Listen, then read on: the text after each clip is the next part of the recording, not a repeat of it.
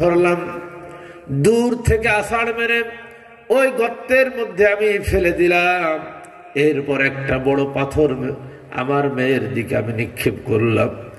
পাথরটা যখন তার মাথায় লাগলো, মাথা দিয়ে ফিনকি দিয়ে রক্ত বের হয়ে গেল। আমার মেয়েটা এরপরও ডাকছে আব্বা আব্বা বলে, আব্বা বলে ডাকে, বলে আব্বা তুমি আমাকে কেন মারছো? আমাকে মেরো না। আমার জন্য যদি তোমার কোনো সম্মানহানি হয়, আমি কোনোদিন আর মক্কা নগরীতে ফিরে যাব না। দাহিয়াতুল কলবি বলতেছেন, আমার হৃদয়ে একটুখানি মায়া মহব্বত তৈরি হয় নাই। আমার কন্যা সন্তানকে আমি নিয়ে যাতে হত্যা করে চলে আসলাম। আমার কন্যাকে হত্যা করার পরে 100টা পূর্ণ হয়ে গেল। এমন সময় রাসূলুল্লাহ সাল্লাল্লাহু আলাইহি ওয়াসাল্লাম দ্বীনের দাওয়াত দিচ্ছিলেন এই মক্কা নগরীতে। আমার মনে মনে মুহাম্মদের এই দ্বীনের দাওয়াতটা খুব ভালো লাগছিল। আমার মনের অনুশোচনা হলো, এত অপরাধ করেছি, এত অন্যায় করেছি, এত অন্যায় করার পরেও কি আমার গুনাহ ক্ষমা হবে নাকি? আমার তো দ্বীন গ্রহণ করার জন্য মনটা চাই, ইসলাম কবুল করার জন্য মনটা রাজি হয়ে গেছে। আল্লাহ নবীর কাছে এসে বললেন, ইয়া রাসূলুল্লাহ, ইয়া হাবিবাল্লাহ, আমি জীবনে এত অপরাধ করেছি, আমার জন্য কি তওবার দরজা খোলা আছে নাকি?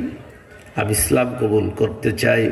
আল্লাহ নবী জিজ্ঞাসা করলেন, ও দাহিয়াতুল কলবি, কি অপরাধ করেছো তুমি? এত অপরাধ কি যে তোমার তওবা কবুল হবে না? দাহিয়াতুল কলবি বললেন, ইয়া রাসূলুল্লাহ, ইয়া হাবিবাল্লাহ, আমি আমার জীবনে 100টা কন্যা সন্তান হত্যা করেছি, এবং সর্বশেষ আমি যেই কন্যাটিকে হত্যা করেছি সে আর কেউ নাই, আমার নিজের মেয়ে। আমি 100টা মানুষ হত্যা করেছি, আমার অপরাধকে আল্লাহ ক্ষমা করে দেবেন।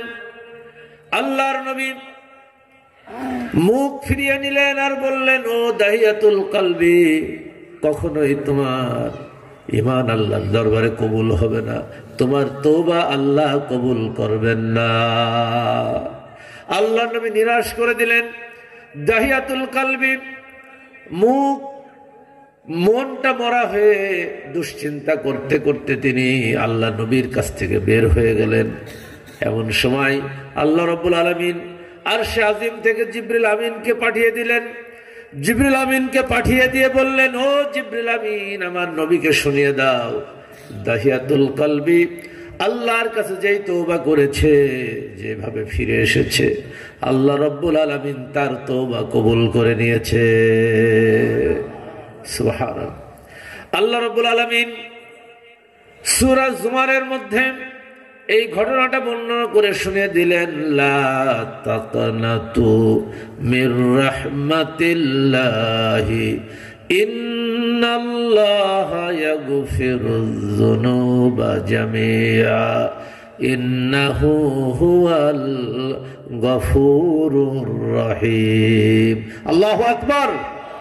আল্লাহ রাব্বুল আলামিন শুনিয়ে দিলেন, ও নবী, দাহিয়াতুল কলবিকে ডাকো, দাহিয়াতুল কলবিকে বলে দাও, ও দাহিয়াতুল কলবি, তোমার তওবা আল্লাহর দরবারে এমন ভাবে কবুল হয়ে গেছে, আল্লাহ তোমার জীবনের সব গুনাহ মাফ করে দিয়েছে।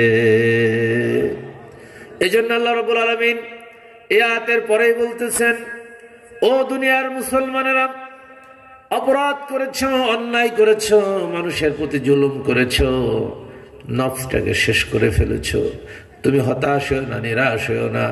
ওয়া আনিবু ইলা রাব্বিকুম ওয়া আসলিমু লাহু মিন ক্বাবলি আইয়াতিয়াকুমুল আযাব। আল্লাহু আকবার। ওয়া আনিবু ইলা রাব্বিকুম, তোমরা ফিরে আসো, ফিরে আসো তোমার রবের দিকে। ওয়া আসলিমু লাহু, এবং তার কাছে আত্মসমর্পণ করো, তার কাছে মাথা নত করো, অর্থাৎ কোরআনের কাছে মাথা নত করো, হঠাৎ আযাব এসে যাওয়ার আগে। হঠাৎ আযাব এসে যাওয়ার আগে আল্লাহর কাছে ফিরে আসো, আল্লাহর কোরআনের কাছে আত্মসমর্পণ করো, আল্লাহর আদেশ এবং নিষেধের কাছে আত্মসমর্পণ করো। সম্মানিত ভাইরা, এই দাহিয়াতুল কালবির মর্যাদা আল্লাহ তাআলা এত বাড়িয়ে দিলেন। এরপরে আল্লাহর নবীর কাছে জিবরিল আমিন যতবার এসেছেন, কোন কোন বর্ণনায় এসেছেন 4 বার 5 বার, কোন কোন বর্ণনায় এসেছেন একাধিকবার। মানুষের আকৃতিতে আল্লাহর নবীর কাছে যখন জিবরিল আমিন আসতেন, এই দাহিয়াতুল কালবির রূপ ধরে আল্লাহ নবীর কাছে আসতেন। বলে সুবহানাল্লাহ।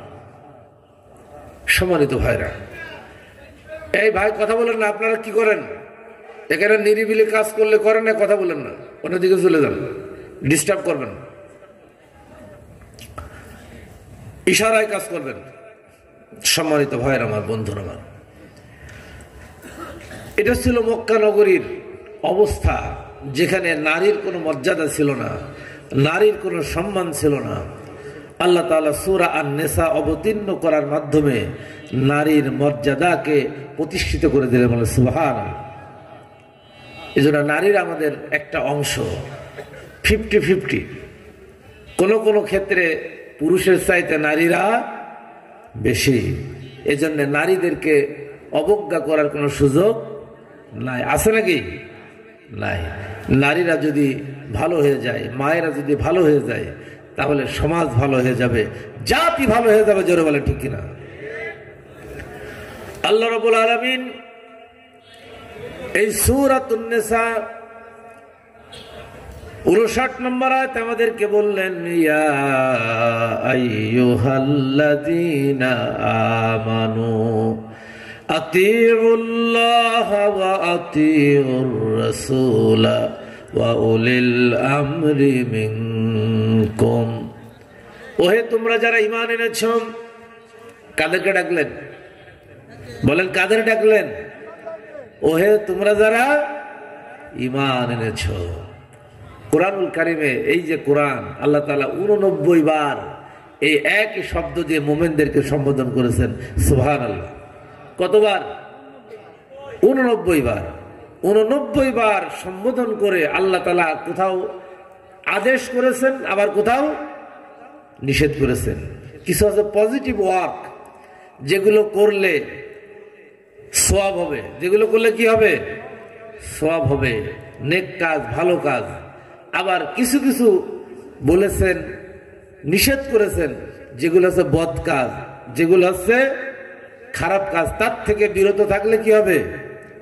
সওয়াব হবে। সম্মানিত ভাইরা, এখানে আল্লাহ রাব্বুল আলামিন মুমিনদেরকে সম্বোধন করলেন। তাহলে মুমিন কারা এটা জানার দরকার আছে না নাই? আছে। মুমিন কারা এই ব্যাপারে কোরআন এবং হাদিসে আল্লাহ তাআলা কোরআনে স্পষ্ট করেছেন, আবার হাদিসে রাসূল সাল্লাল্লাহু আলাইহি ওয়াসাল্লাম স্পষ্ট করে দিয়েছেন। নাকি দেন নাই? দিয়েছেন। সমস্ত হাদিসগুলোর সার নির্যাস জমহুরুল উলামায়ে কেরাম ঈমানকে 3টা ভাগে ভাগ করেছেন। কয়টা ভাগে? অর্থাৎ 3টা শর্ত ঈমানের। কয়টা শর্ত? 1 নম্বর হচ্ছে মৌখিক স্বীকৃতি। 1 নম্বর মৌখিক স্বীকৃতি, লা ইলাহা ইল্লাল্লাহু মুহাম্মাদুর রাসূলুল্লাহ। এই কথাটা মুখে উচ্চারণ করা লাগবে। মুখে উচ্চারণ করলাম কিন্তু এর প্রতি ঈমান নেই, তাহলে কি ঈমানদার হওয়া যাবে? যাবে না। এজন্যে এটার বিশ্বাস করতে হবে আল্লাহ ছাড়া কোন ইলাহা নাই, মুহাম্মদ সাল্লাল্লাহু আলাইহি ওয়াসাল্লাম আল্লাহর রাসূল। এটার উপরে বিশ্বাস, ইয়াকিন রাখতে হবে। মুখে বললাম, ইয়াকিনও রাখলাম, কিন্তু এই কালেমার আলোকে আমি কাজ করলাম না, তাহলে কি ঈমানদার হওয়া যাবে? যাবে না। ওয়াল আমল বিল আরকান, অর্থাৎ কাজের মাধ্যমে এই কালেমার যথার্থ প্রমাণ পেশ করা। লা ইলাহা ইল্লাল্লাহ মুহাম্মাদুর রাসূলুল্লাহ, এই কথা বলার সাথে সাথে এটাকে বিশ্বাস করা, এবং আল্লাহ রাব্বুল আলামিন যেটা বলেছেন এই কালেমার মাধ্যমে হযরত ইব্রাহিম আলাইহিস সালাম, হযরত মূসা আলাইহিস সালাম, হযরত হারুন আলাইহিস সালাম, হযরত ঈসা আলাইহিস সালাম থেকে শুরু করে নিয়ে শেষ নবী মুহাম্মদুর রাসূলুল্লাহ সাল্লাল্লাহু আলাইহি সাল্লাম এই কালেমার দাওয়াত যেভাবে দিয়েছেন ওইটার উপরে ঈমান রেখে নিজেকেও ওই মানে উন্নীত করা। কথা কি বুঝাতে পারছে? রাসূলুল্লাহ সাল্লাল্লাহু আলাইহি সাল্লাম সহিহ মুসলিমের হাদিসে বলেছেন, লাইসাল ঈমানু বিতামান্না ওয়ালা বিল মুহাল্লা ওয়ালাকিন হুয়া মা করা বিল কলব ওয়া সাদ্দাকাহুল আমাল। আল্লাহ নবী বললেন, মুখ দিয়ে আকাঙ্ক্ষা পোষণ করার নাম হচ্ছে ঈমান নাই। আমি ঈমানদার, আমি বললাম আমার আকাঙ্ক্ষা আছে, আমি মুমিন। আল্লাহ বলছেন তুমি মুখ দিয়ে বললে তুমি মুমিন হতে পারবে না। ওয়া সাদ্দাকাহুল আমাল, অর্থাৎ আমলের মাধ্যমে, কাজের মাধ্যমে যতক্ষণ তুমি ঈমানের পরিচয় দিতে না পারবে, আল্লাহর নবী বললেন তুমি ততক্ষণ পর্যন্ত ঈমানদার হতে পারবে না। আমরা ঈমানদার বটে, কিন্তু ম্যাক্সিমাম দড়ি ছিঁড়া ঈমানদার। দড়ি ছিঁড়া বুঝেন তো? এটা সহিহ মুসলিমের একটা হাদিস আছে, মাসালুল ঈমানি ওয়া মাসালুল মুমিনি কামাসালুল ফারাসি ফি আখিয়াতিহি। আল্লাহ রাসূল বললেন, ঈমান আর মুমিনের দৃষ্টান্ত আছে খুঁটিতে বাঁধা ঘোড়া। একটা ঘোড়া বাঁধা আছে, গলায় দড়ির এক অংশ আছে, খুঁটিতে আর এক অংশ আছে। এখন এই ঘোড়া যদি অন্যের ক্ষেত খেতে যায় তাহলে কি খেতে পারবে? কারণ গলায় কি আছে? দড়ি আছে, আবার খুঁটোর সাথে বাঁধা আছে। এখন এই দড়ি যতটুক পারমিশন দেয় এর বাইরে কি ওই ঘোড়া যেতে পারবে? পারবে না। আল্লাহ রাসূল বললেন, এই গণ্ডির মধ্যে যতক্ষণ সে থাকবে ততক্ষণ সে মুমিন থাকবে। ততক্ষণ কি থাকবে? এই দেখেন কোরআন, এটা দিয়ে আল্লাহ তাআলা গণ্ডি দিয়ে দিয়েছেন, এবং রাসূলুল্লাহর সুন্নাহ। কোরআন এবং সুন্নাহর বাইরে আমরা যদি যাই তাহলে গণ্ডির মধ্যে থাকলাম, গণ্ডির বাইরে চলে গেলাম না। তা গণ্ডির বাইরে গেলে কি আর ঈমানদার থাকা যায়? আল্লাহ রাসূল বললেন, ইয়াজুলু, মাঝে মধ্যে ওই ঘোড়া দড়ি ছিঁড়ে ফেলে। এরকম ছাগল নেড়ে দিয়েছেন বা মাঠে বেঁধে দিয়েছেন, গরু বেঁধে দিয়েছেন, মাঝে মধ্যে গরু খুঁটো উপড়ে অন্যের ক্ষেত খায় নাকি খায় না? যখন অন্যের ক্ষেত খায়, ক্ষেতের মালিক যদি পায় আদর করে তো নাকি? কি করে? বাংলাদেশের প্রচলিত নিয়ম অনুযায়ী কোথায় দেয়? পন্ডে দেয় বা খোয়াড়ে দেয়। খোয়াড়ে তো খুব গরুর জন্য আদর আছে নাকি, মহব্বত আছে। গরুর মালিক তখন খুঁজে বেড়ায় আমার গরু কই গেছে। একটা চতুষ্পদ জন্তু সে দড়ি ছিঁড়ার কারণে, অন্যের ক্ষেত খাওয়ার কারণে যদি তার শাস্তি হয় যে আল্লাহ রাব্বুল আলামিন এই কোরআন এবং হাদিস দিয়ে আমাদেরকে গণ্ডি দিয়ে দিয়েছেন, এই গণ্ডির বাইরে যদি যায় আল্লাহ ঠিক আমাদের জন্য 7টা খোয়াড়ের ব্যবস্থা করেছেন। কয়টা খোয়াড় নাম মনে আছে? 7টা জাহান্নামের নাম মনে আছে? এটা জাহান্নামের স্তর, জাহান্নামের স্তর। এক একটা জাহান্নামের শাস্তি এক এক রকম, একই এলাকার মধ্যে, একই পাড়া, একই মহল্লা। জান্নাত হবে একই মহল্লা।